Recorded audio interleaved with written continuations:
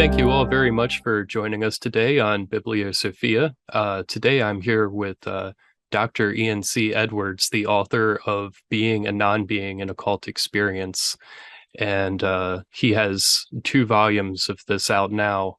And as we'll hear, he is going to be writing several more books in this series. So thank you very much for joining me today, Ian. Thank you for having me, Michael. I very much appreciate the opportunity to converse with you and to tell everyone else a little bit about me and the book series that I'm writing. Absolutely. So yeah, let's start with you just telling us a little bit about yourself. Yeah, I always find that is a really interesting question. One of the things that I think of in response to that kind of question is, does one respond to this question by talking about the interior life, right? The psychological or the spiritual life. When Carl Jung was often asked this question, he wasn't really interested in providing people with sort of a chronological history or even kind of a biography. So if you read like Memories, Dreams, Reflections, the Red Book, of course, and the Black Books, when he responded to such questions, it was more about his interior life. And I think some of that will unfold throughout this conversation. But for the sake of being anti-Jungian and anti-depth psychological, I'll tell you a little bit about who I am sort of chronologically. The first thing that comes to mind is that professionally, I'm a depth psychologist. I was trained in clinical psychology in an existential phenomenological program with a background in continental philosophy. So really what that means is I was trained to do clinical work in the tradition of Freud, the tradition of Jung, in the tradition of Lacan. Lacan will feature quite a bit in volume 2 of my Being and Non-Being series in terms of continental philosophical influences. Heidegger, Merleau-Ponty, Derrida, just to name a few. So that's really a part of my academic background. I like to say too that in terms of my clinical supervision as a psychotherapist, my supervisor was Stan Marlin, who was supervised by James Hillman, who was supervised by Carl Jung. So I like to say that I kind of in that lineage in some way. And so I like to throw that out there from time to time just to say that my clinical supervision goes back to Jung. And not too many people can claim that. So it's something that I'm certainly proud of. And so depth psychology features heavily into the way I take up occultism and esoteric subjects, and also continental philosophy as well. That's a little bit about my academic background. Husband, father of 2. I currently work at a university in Pennsylvania where I run a Center for Student Wellbeing, which focuses on holistic health, developing students, faculty, and staff, mind, body, and spirit. And as I mentioned before to some other people, I really see myself as a healer, first and foremost. That's a big part of my identity. So even in some of the more philosophical things, esoteric things, even abstract things that I might say or write about in my text, I'm always interested in people having a transformative experience. And I write in such a way so that the works can be taken up differently by each individual. And I'm really interested in what gets evoked for people as they read. Yeah, that's really interesting. Yeah, I think it's absolutely makes sense to name drop your Jungian lineage. So many esoteric occult authors have him as a background. So to really be working with a line of teachers that go back to him is that's really cool. Yeah, to say the least. I appreciate that, and it really helped me to learn how to be I think a good healer, and to really focusing on listening to the unconscious and paying very close attention to how the psyche speaks through various means, primarily through word, oftentimes through dreams and fantasies, and other unconscious processes. So yeah, I do appreciate that. And more than the name dropping, I just feel like it's a very powerful, transformative form of healing for people. Yeah, absolutely.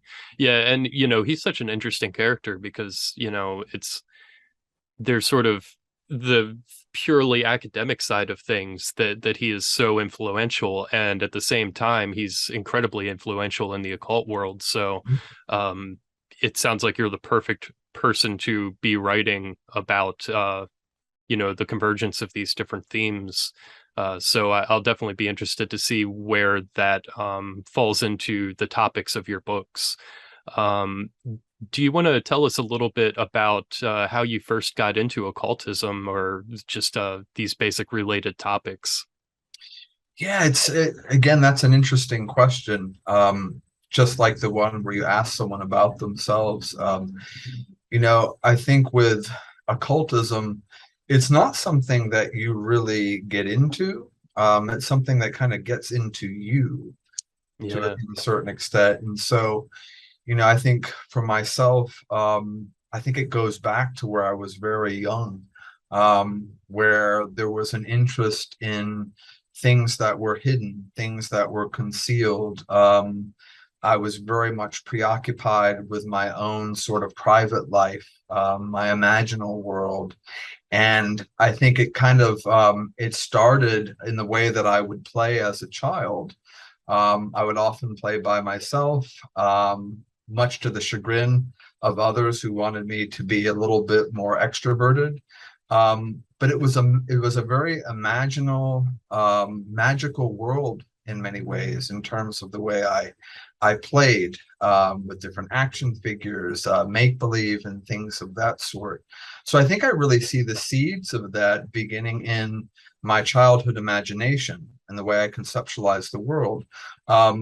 But I always received feedback too that I was different in terms of how I thought about things, how I experienced things. And I always had this sense that there was a hidden reality, that there was a veiled reality, that there was another aspect of the world, of the cosmos, that was numinous in some ways, that was mysterious.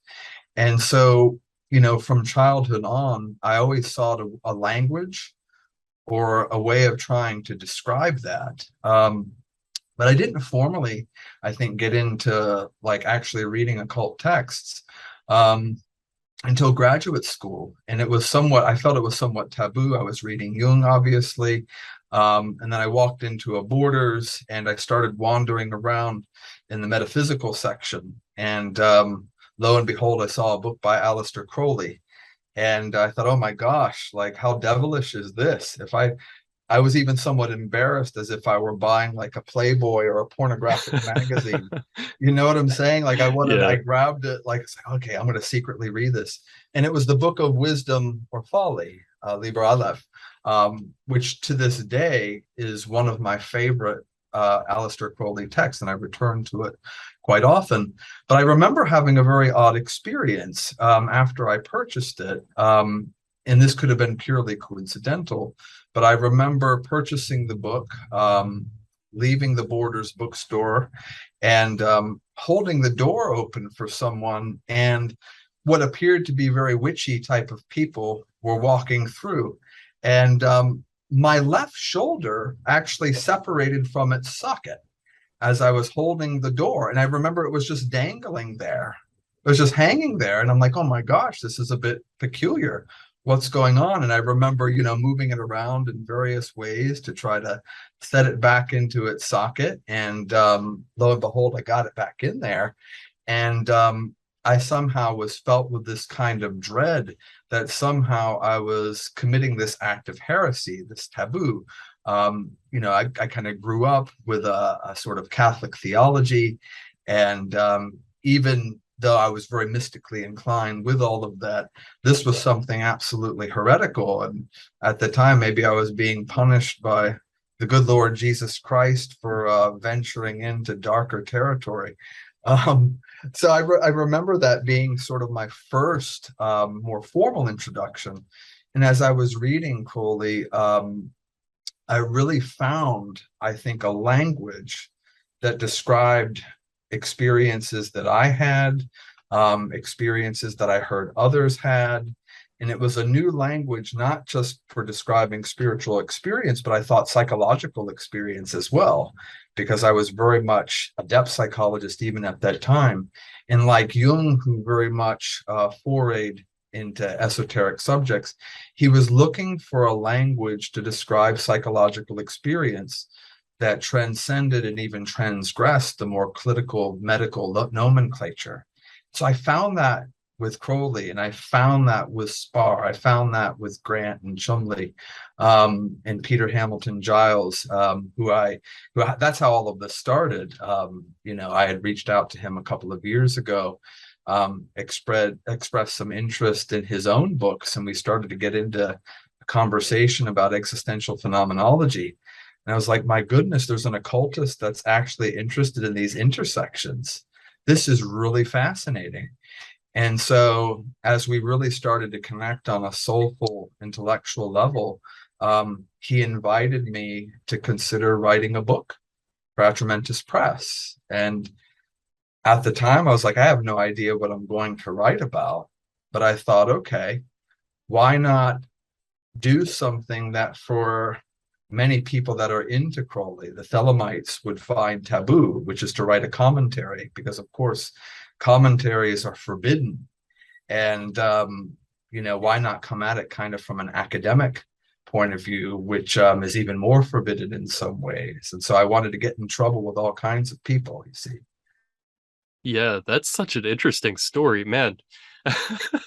I'm sitting here like my jaw drops when you're like, oh yeah, it my shoulder comes out of its place. socket. Like, what? Peculiar, yeah. That is really interesting. And yeah, I guess I just want to touch on like rest in peace to all of the bookstores across the world. That's something that takes you a little bit back, because so many of them have closed down. And I guess that's a really, you're something I wanted to touch on is we'll get more into the books here soon, but just to mention now, they're really beautiful additions. And especially in the occult community now, it really seems like going forward, the plan is, the way that these various publishers that you and I and everybody watching will already be familiar with, it's to have the most beautiful books possible. And it's not about putting a $20 to $30 price tag or $15 price tag on it. Like, these books are really pieces of artwork visually, yes, as much as they are in writing. So I guess did you have any input into the physical aspects of the book? Is there anything you'd like to say on the physical end? I know sometimes the authors are a bit separated from the physical elements, so if they're, however you want to take that. Yeah, I think with the second volume, I certainly did. I remember after I penned the first volume, which took about a year to do, I had really wanted art in it. I wanted artwork in the book, right? I'm like, because Peter, is partnered with Carolyn, and she's a brilliant artist. And she ended up doing the artwork for my second volume, which I felt very honored about. But I really wanted it in the first one because, like yourself and many others, we read through these esoteric texts and we see beautiful art often adorning and illustrating these texts, and really in pictorial kind of form. They not only describe the concepts in the book, but I think they take them in another direction entirely and almost become sources of meditation or contemplation, evocation or invocation. So with the first volume, I really wanted that. I wanted illustrations. And I think Peter was very wise to say, no, for this volume, I really want it to read like a philosophical text in a way to try to break new ground and not really fill it with a lot of art so as to distract or detract from the text itself. So he really wanted the focal point to be on the text. So I agreed to that. And at the time I was writing volume 1, I had been very immersed in the philosophy of Hegel. And so there's this whole notion of the dialectic that comes through in volume 1. And I wedded that with Nagarjuna, the fundamental wisdom of the middle way in Buddhism, and kind of come up with this idea called the non-dual dialectic, which ends up expressing itself almost as a form of Gnosticism. And that's how I read the Book of the Law in many ways, right? So it came across as I think, a dense sort of philosophical text. And I think that was the wishes of the publisher, which I completely concurred with. I completely agreed with. But with the second volume, it's like, okay, so I'm writing about Austin Osman Spar, right, who is this artist. And I'm like, well, I think we need artwork in it, but I didn't want his own art into that, which is a bit controversial, because obviously you see any book on Austin Spar, his art is in it, right? So I'm like, wait a minute, well, let's do something a little different that actually reflects sort of the participatory epistemological method in the book, right? This occult grammatology, which is how does the author and how does the artist come in contact with the works of someone like Spar, and what gets evoked. So my writing is a response to what gets evoked in me. And for Carolyn, who did the illustrations, it wasn't just to imitate Spar's style, but it was more of an evocation for herself, what got evoked for her. And so throughout volume 2, you see illustrations by her that kind of reflect a dialogue with Spar, which I think reflects the method that I employ in the text. Yeah, that's really interesting. And yeah, and as far as the cover artwork goes for both editions, I remember back when your first edition released, I saw the Foolish Fish's news, as he does, and I remember seeing that first edition and just thinking, wow, that is a really gorgeous cover. So It is. and yeah, that definitely stuck with me, and yeah, so kudos to everybody involved in that part of the process. And you said that it's a little bit controversial to have a commentary or an academic take on these topics, but I think for so many people, especially in this century, it really makes sense. For me, I'm sort of coming back out of an like as you said, I was raised more or less Catholic, but then I was pretty solidly atheist for a while. And so for me, when you can connect the scientific with the occult, with the esoteric, that always opens my eyes, that Yes. because that feels like it's really bringing a tangible reality to something that otherwise may feel like, oh, anybody could make this up out of their head. But when you really start to bring science into it, it's like, no, there's really something here. And Yes. that's what that way of blending the things together is really what drew me back into these topics, to say, like, maybe I need to take a second look at this, because I think there's more to it than I first expected. Absolutely. Yeah, I concur 100% with that. And for me, it was really interesting to think about situating people like Crowley and Spar within a philosophical or a psychological tradition, even, because they've been situated within occult traditions. But in reading these men's works, you can situate them within a Western philosophical canon. You really can, where you could see whether they make explicit these influences or not. In some ways, they make certain references explicit. In other ways, they don't. But there's a way in which, in relating, for instance, Austin Spar with Georges Bataille, who features heavily in Volume 2, Jacques Lacan, it's a way of helping Spar say things that he didn't necessarily say. Right. And so in reading his more oracular types of sayings, which I absolutely love, by the way, because they evoke so much for me, but then in kind of using some of the Western philosophical canon, Merleau-Ponty, Derrida, etc., you can help Spar say things that he didn't necessarily have the language for. And it really fleshes some of these ideas out and presents them in different ways. And so with that too, like I really wanted, in talking with Peter, it was about creating a bridge, right? I see myself as a bridge builder in some ways. And I really, really like what you said about the importance of academia for occultism, to create a bridge between esotericism and academia, right? And so in introducing some of my works, I did present them to a lot of academics, that had never heard of any of this stuff before, They were familiar with Hegel, Heidegger, Jung, and people like that. But they never would have read anything by Crowley before, just because of the associations and the reputation. But through this text, some of them have embraced it a little bit more. And so I'm happy about that there's a bridge building capacity with some of the works that I'm writing, some of the things that Peter's doing, and Atramentous Press as a whole. There's a lot in the way where there's a bridge between occultism and academia that's being further developed. Yeah, and it's interesting to think about it from a perspective of what the future will think, because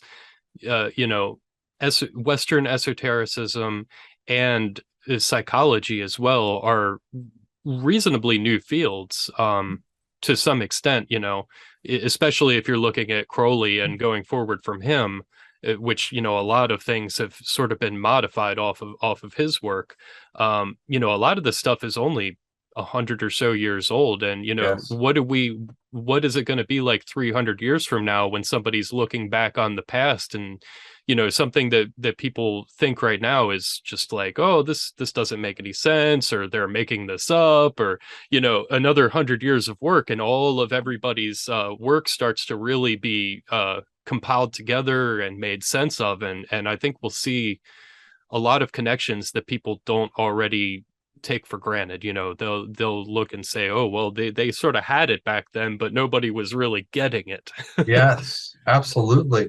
And that's such a good point about in reference to how new just the field of psychology is. And, obviously, the exploration of the unconscious and the psyche goes much further back. And you see that with the various traditions, dating back thousands of years, in the Vedas and the Upanishads and texts like that, which there was a lot in reference to human psychology. The Buddha's discourses, for instance, and the whole Pali canon, right? All of that goes way back. And so there's this real sort of preoccupation with the psyche, a preoccupation with the unconscious. But I really like how a lot of the occultists talk about that, because they're building off of some of these traditions, and they have a language that I think in many ways resonates with the Western psyche, right? And so if we look at the collective unconscious and the collective psyche, there's something about Western esotericism that really speaks to the soul of Western humankind, which is very different than the way maybe the Upanishads, Hinduism, Buddhism, some of the more Eastern traditions would speak to us. And that was something like Jung had talked about quite a bit. He said, because he was reflecting on how there were a lot of individuals from Western countries becoming fascinated with Eastern traditions. And what he said was that the West needs its own yoga, right? And so what he meant by that was sort of a return to some of the more Western foundations for spirituality. Obviously, Christianity was one of them. Jung was a big Gnostic, of course. Alchemy, occultism, magic, all of this stuff. And so, like, for me, like, it just really speaks to the soul in a way that maybe Buddhism wouldn't for me, or Hinduism wouldn't for me. Yeah, absolutely. Yeah, and I'm glad you took that into some detail, because that's why I specifically was mentioning Western esotericism, because yeah, I mean, you look back to some of these Hindu and Buddhist texts, and they sort of were already digging into these topics, and yeah, now now we really have our chance here in the West to make sense of it on our own terms with our own foundations beneath it. Mhm. So you've mentioned a few times now that these are the first two books in a series. So would you like to lay out for us a little bit, as much as you can now, what really your grand scheme is for this series of books? Yeah, I mean, I think in a way, it could be playfully subtitled Strange Bedfellows, right? And I think the bedfellows that kind of occupy these spaces with occultists are going to get even more strange, perhaps as time goes on. Obviously, for the very first volume, where it wasn't made explicit, the strange bedfellow that I put Aleister Crowley in was Hegel. Hegel very much factored into that. And if you've ever read like the Phenomenology of Spirit, it comes across as very dense. And what I wanted to do with volume one was really push language to its limits in some way. So I wanted to stretch language to its absolute capacity in a way to struggle with these concepts and to kind of reorient Crowley's The Book of the Law within a kind of dialectical framework. But as I said before, to really couple that with Nagarjuna and even Rumi to a certain extent, which is where this participatory epistemological idea comes into. So one kind of enters into a phenomenon as a way to describe it and to know it intimately. And so the language in that text reflects what gets evoked to me and evoked for me in response to the way I read and experience the Book of the Law. So the references are not as explicit as they are in volume two, but they're much more implied. And for those that have read it, they can pick out on some of those things. But the beauty for volume one in particular is that the responses that I get from people is that it evokes different things for them, depending on where they are on their spiritual paths. And some might say, well, this is kind of a non-traditional kind of commentary. Is it even a commentary at all? It is and it isn't in some ways. It was just more of a response to how the text actually spoke to me. But it was a way of kind of taking the Book of the Law out of a more traditional context and presenting it in a way that I think people from an academic side could even understand and even appreciate in some way. So there's a methodological component with each of the volumes, right? And so the first volume, I tried to outline in many ways this idea of a non-dual dialectic, which I infused and wove throughout the text. In volume two, that non-dual dialectic evolves in some way into a participatory epistemology and an occult grammatology, right? And so with that, I kind of looked at Spar's The Book of Pleasure in a way that Jacques Derrida, the famous deconstructionist, the post-structuralist, would read a text. And the word like grammatology really didn't come to me until I was talking with Peter one day. And he says, basically, what you're doing is a kind of grammatology, like a deconstructive reading of a text. I'm like, yeah, that's really what I'm doing. So I really tried to make that reference a little more explicit in volume two, where I kind of outlined some of the philosophical and psychological influences that influenced my reading, especially in the first part, and then wove it throughout the text as I was reflecting on Spar's work in particular. Volume three just kind of came up with the idea for this. It's going to be on Kenneth Grant's work, and I'm going to call it occult semiotics, right? And so we're going to use a semiotic approach and looking at some of the images and symbols and ideas that kind of Grant weaves throughout his works, especially the Stephanian trilogies, which really spoke to me when I read them years ago. So I'm going to use like Wittgenstein, for instance, as a way of kind of looking at Grant's work. And again, that's a real strange sort of bedfellow.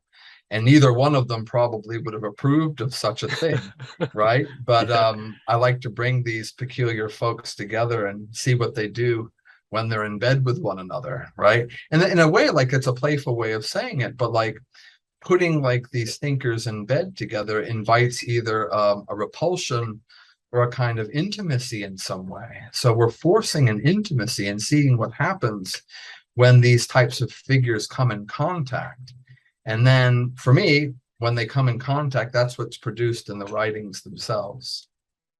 Yeah, that's a really interesting way of laying out what, your way of creating these books. And I think, you have to take something in whichever direction is natural to you, regardless of whether it's been done before, whether it makes sense to other people as sort of a sales pitch, or, it really just needs to follow whichever direction you see to be naturally working. So that is that's a really interesting situation, and I really appreciate you laying out for us sort of a bit of a preview of what's going to happen there in volume 3. So is that something that's already underway for you, or are you just kind of laying out the ideologies for it now? Yeah, I'm kind of just laying out, kind of creating an outline for it in some way. And to be honest, like I had been struggling with what to do with volume 3 for quite some time, and hadn't really got started on it until kind of an idea struck me last night. I'm like, what about an occult semiotics? And I'm like, all right, so let's see what happens when Kenneth Grant meets Ludwig Wittgenstein, right? And let's bring those two giants in many ways together and see what happens when there's a meeting between the two, an encounter between the two, a dialectic, if you will, between the two, and what kind of knowledge, what kind of gnosis gets constructed as a result of those two figures coming together. So I think as of now, Wittgenstein's going to factor very much in volume 3, but that could be subject to change as well. With volume 2, I really began, I think, with Merleau-Ponty and the phenomenology of perception, and the visible and the invisible. And then it really just kind of morphed into Derrida, Georges Bataille and Lacan, Pierre Klazowski, a lot of these post-structuralist kinds of thinkers, which I really found that Spar could have a real connection with. And I think, just to say something about the series too, this isn't to contradict anything that has been written before, right? Because there have been a lot of brilliant works within the esoteric canon that have been written, obviously, but it's to complement that. It's to say, well, what happens when you kind of look at Crowley, Spar, Grant, Chumley, people like that, from the lens of Western philosophy, right? So what would it be like to bring Nietzsche into the conversation, which many people have done? Derrida, Heidegger, people like that. Again, like these strange bedfellows that fascinate me. But again, there'll be some on each side that, probably will find this anathema. And I really like that word anathema publishing. Obviously, it's a great word. And for me, it's it's a way of exploring alterity, otherness, objection, which you find in the writings of a lot of occultists that have an affinity for some of the more post-structuralist, postmodern thinkers. Yeah, I was thinking that earlier when you were talking about how this might not make some people happy, and I'm like, well, I won't name drop anathema here. But I love anathema, I really do. And I hope one day, to be able to have something published through anathema. And I have a lot of respect for Gabriel and the work that he's doing, and the authors that have written for him, the artists that have written for him. And I hope at some point maybe to be part of that too. Yeah, absolutely. Yeah, and just to say, like, well, that's cool that you decided to do that we picked today for the interview, and that this information sort of started to fall together for you last night, that I guess if we'd talked several days earlier, you might not have really had much to say on that. So that's a very nice timing there. I'm happy with that. Yeah. And the other thing I noticed too that's interesting, I think, there's a way in which there's still a lot of fundamentalism in some occult people that read or consume occult works, where they might use names of different deities, but foundationally it sounds very Christian in some way.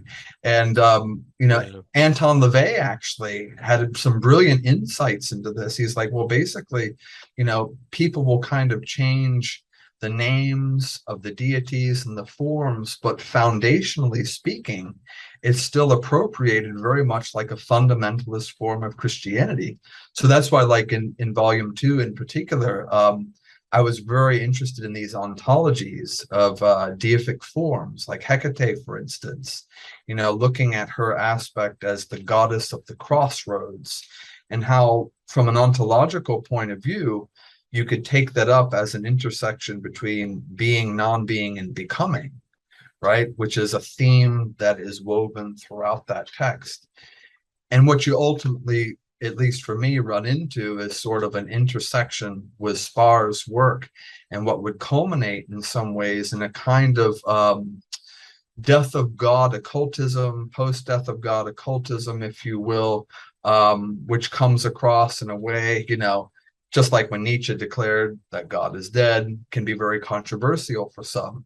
But I don't mean it sort of in a moral sense, but in a truly ontological sense. Like, what happens when you really look at sort of the ontological structures of these deific forms, and you move beyond sort of the cultural, historical kind of descriptions of these characteristics of these gods and goddesses, and you look at them foundationally. And so that's a theme that, very much fascinates me with different so-called pagan kinds of deities, is to look at what they can be from a more existential, phenomenological kind of perspective, and how they influence the way we take up space and time, how they influence the way we appropriate the cosmos, how we look at otherness, right? How we look at the self.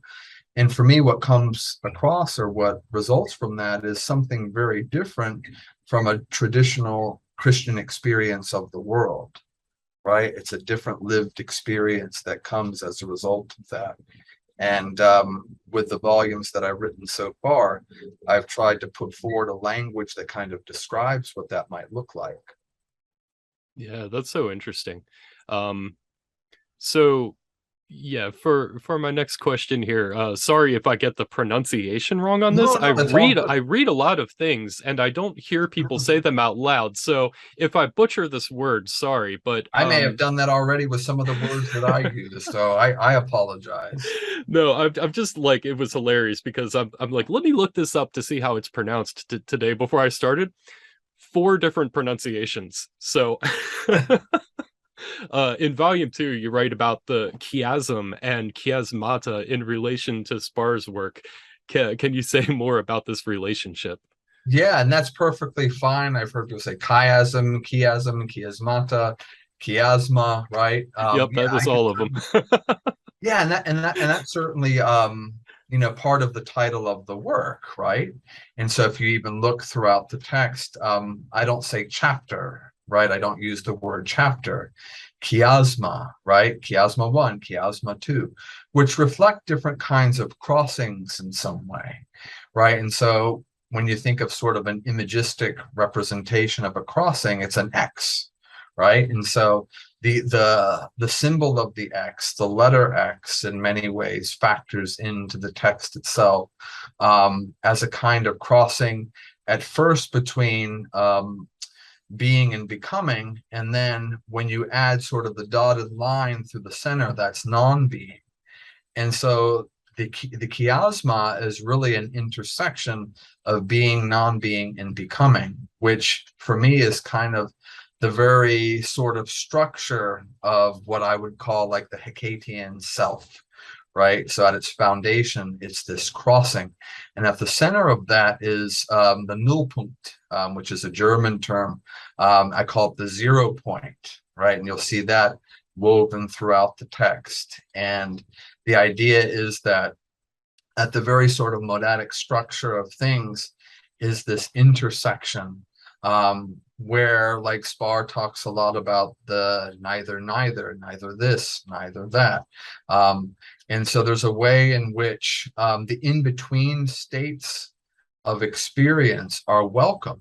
When you read Spar's work and when you look at his art, you see different hybrid types of forms, where it's neither male nor female, neither animal or human, neither divine or man, but both at the same time. So one could say it's very Baphometic in some way. It's hermaphroditic. And the hermaphrodite was something that Spar talked about kind of quite a bit throughout his works, which was a concept that wasn't, for me at least, in terms of the way I read it, not just sort of a type of being, but the structure of a kind of reality itself that he was really trying to describe at its most foundational sorts of level. Yeah, definitely. Yeah, that's so interesting. Yeah, I remember the first time I read something about the whole, it's almost impossible to put your finger on what something is. You just have to lay out everything that it is not. Yes. Yeah, negative theology is very much like that. You can't say what God is or what the divine is. You can only say what it's not. But I think Spar even takes that a little bit further in a way. So there's something very transgressive and transcendent about his works, where he pushes image and word to its absolute limit and its absolute capacity. And this idea of Kia, the neither, the inner woman in many ways, the divine feminine, these were all in some ways sort of cognate terms for something that really defies or eludes representation, right? And I think one of the fascinating things about when I was reading the Book of Pleasure is when Spar talked about the sigil in many ways. And the way most people take that up is sort of the creation of sigils. But he says something very interesting in that text, is that the sigil method that most people kind of appropriate, he did for his foolish devotees, right? And that there's a true method. And this was more about describing these monograms of thought, or trying to respond to the question, what exactly is in a name? And so when I read that, I became like, this is what the entire volume is about. It's exploring what the sigil is on a deeper level as a monogram of thought, and exploring what exactly is in a name. And that's where I came up with the idea of an occult grammatology. Yeah, that's really interesting. So in volume 2, you devote an entire chapter to what you describe as post-death of God occultism. Can you say more about this and how you envision the future of occultism? Yeah, that's a big sort of question, right? Yeah. So yeah, so when you read Nietzsche was really the first to talk about the death of God, right? So God is sort of the metaphysical foundation of meaning as a kind of a metaphallic signifier, if you will, being dead. And what happens in the wake of that? How do we construct or make meaning in the wake of that? I see Spar as a very similar figure for occultism that Nietzsche was for philosophy, almost as a last, Heidegger called Nietzsche the last metaphysician in many ways. And in many ways, I kind of see Spar as the last occultist in some way. He's someone, through his own writings and art in his own way, is talking about the death of God. Because in the Book of Pleasure, he said God is a sin, right? And God is ultimately to be replaced with self-love. Where self-love is, God is not. Where God is, self-love is not. And so he's very bold in that kind of declaration. So we move from God to a kind of self-love. We move from determinacy to indeterminacy in some way, where we welcome more and more between states. And we see this happening in some ways now. with the whole LGBTQIA plus movement in some way, with the emergence of transgenderism, transsexualism, which for me is an important development sort of historically. And it's a change of consciousness, I think, in the right direction, because there's something even about the trans experience that is philosophically and even spiritually true. And I see this as an evolution of human consciousness in many ways. So a post-death of God occultism in some way kind of moves us from knowing to unknowing, knowledge to non-knowledge. And Bataille talks a lot about this in his kinds of works, with the mysticism that he's putting forward. And in Peter Hamilton Giles' works, he talks a lot about this idea of headlessness, right? So we move from having a head to having no head. And I talk about the Ouroboros as being decapitated in some way. And so what happens when the Ouroboros gets decapitated? And so this in many ways, is kind of a symbol for a post-death of God occultism. This Ouroboros that is now headless, that is now decapitated. We're relying less on, intellectual forms of knowing and more towards intuition and spontaneity, inspiration, less on formal kinds of occult practices where all these rituals and ceremonies and techniques, to something that is maybe considered more of a lesser form of magic, right? Rather than higher forms of magic. And so I think it's still yet to be written about in some ways, right? And I think we're kind of in the process of writing what that's going to look like.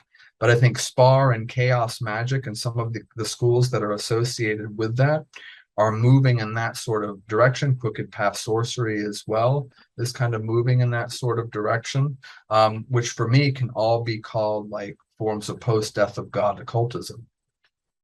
Yeah, that's so interesting. And this goes back to sort of what I was saying earlier, where a lot of people like to think that things are very solidified already and categorized correctly and terminology is properly laid out. And then, you have to say, well, a lot of these things are brand new and we're really working it all out. And simultaneously with psychology and Western esotericism starting to come together, the world as a whole is moving forward rapidly. Yes. And so the world is almost changing as quickly as we're trying to solidify these things. So thinking outside the box and embracing progress and just seeing the fluidity of life in general, I think is really necessary for people going forward, trying to make sense of our past and also what lies ahead for us. Absolutely. In a way, you could say it's also sort of a post-Aristotelian kind of age in some way, where these very clear-cut categories in some way are now blurred and are now blended. And I think for me, Spar's work is very anti-Aristotelian in that sense. So for me, he could be situated like within the tradition of Nietzsche, of Bataille, of Derrida, and some of the other post-structuralist thinkers, whereas there is this sense where categories get blended that were previously thought of to be distinct. And what happens when we have a lived experience of a world when we're not using these binary categories, when we're using these transgressive, transcendent types of categories where boundaries are blended together, right? They're not as clear cut, they're fluid, as you say. And you could see this as part of becoming the spirit of the age. And for me, an occultism would have to reflect that in some way if it's going to progress and to move forward, rather than to still have this kind of medieval sort of approach to it, which in many ways, and for many people, and it's certainly fine, it has very much a medieval kind of feel to it, right? Which I think can be very powerful and evocative. But I think for me, my interest is in kind of a death of God, post-Aristotelian kind of occultism or esotericism. Yeah, absolutely. So do you have any other plans outside of this series that you're working towards? Obviously, you don't necessarily have to give any clear answer to that, but just sort of, are you thinking about other topics that you want to work with in the future? Do you have any ideas floating around in your head now? Yes, I actually do. And it's something that I've already written. It's a book that I've already written. Nice. I recently made modifications to it.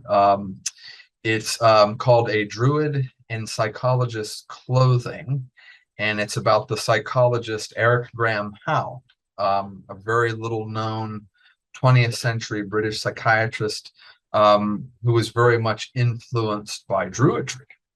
So this was the topic of my original dissertation, but I recently went back and through my reading and research on Druidry, kind of rewrote it in some way and wove in a lot of what would be Eric Graham Howe's Druidic influences. Read a lot of the works of John Michael Greer, for instance, and wove a lot of that into my reading of Howe. And so, in a way, like as a psychologist, I'm kind of like, a psychologist, I'm like an occultist in psychologist clothing, right? And so this very topic is sort of like very close to me personally in some ways, because it reflected a struggle that I had early on in graduate school, where I wanted to write a psychobiography of Aleister Crowley.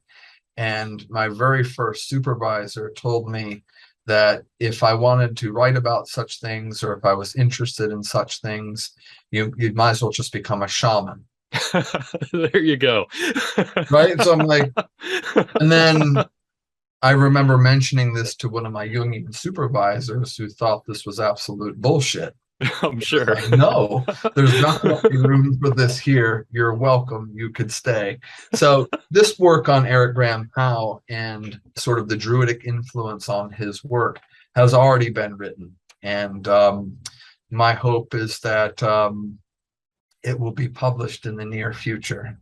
Yeah, that's awesome. That's cool. I was not expecting for you to actually already have, yeah, that's really interesting to know that you already have something totally together there that's in the works and already written. That's awesome. So It's already there, and who knows, maybe Anathema could be that place for it. yeah. I guess we'll have to wait and see. We will indeed.